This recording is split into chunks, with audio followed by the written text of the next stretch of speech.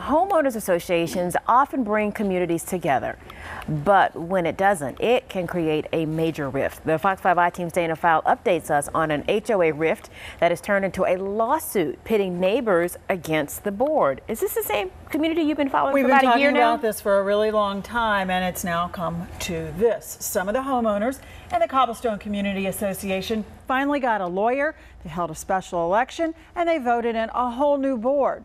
Sounds like that would be the end of it, but it is still not over. We actually had an election April 30th. We invited our attorney to make sure that we were following everything by the letter of the law. In a letter to the years-long HOA president, Blake Kenya, well, the new board informed him your term expired and demanded he turn over all of the books, records, and banking information. He decided to send out his own letter and say, oh no, that's not true.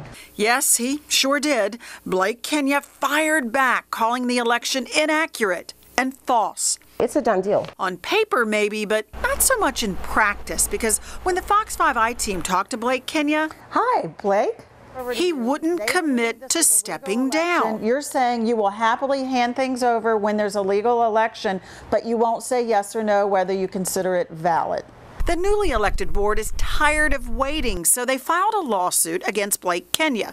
Now, the suit claims he continues to represent himself as the head of the Cobblestone Community Association and has deposited and expended funds collected from the members of the association for unknown purposes. They want him to walk away from the job, hand over all the accounting and the banking records. But here's the problem. According to the new board's attorney, sheriff's deputies haven't been able to find Kenya to serve him. We filed a lawsuit, but we can't even get it delivered to him. He lives here and maintains that he is the president, but yet you can't even serve him at his home because he's not there. Absolutely. The rift between these AUSTELL homeowners and their neighborhood community organization goes back more than a year. Why you don't show up to the meetings with all the people, Blake?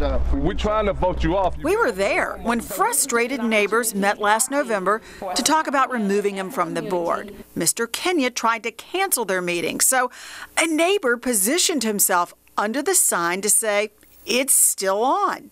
Then somebody called police. But I just want everyone to know that he's doing everything in his power to keep us from coming together as a community. And so here they are. A new board has been elected, yet access to the Cobblestone Community Association books is still out of reach.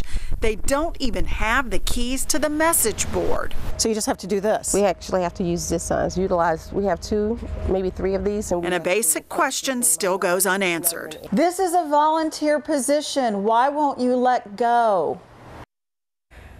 I got to tell you, I still didn't get a clear answer as to why it's been nearly 3 months since the board election and still Mr. Kenya hasn't handed over everything, like the accounts and the keys to the newly elected members.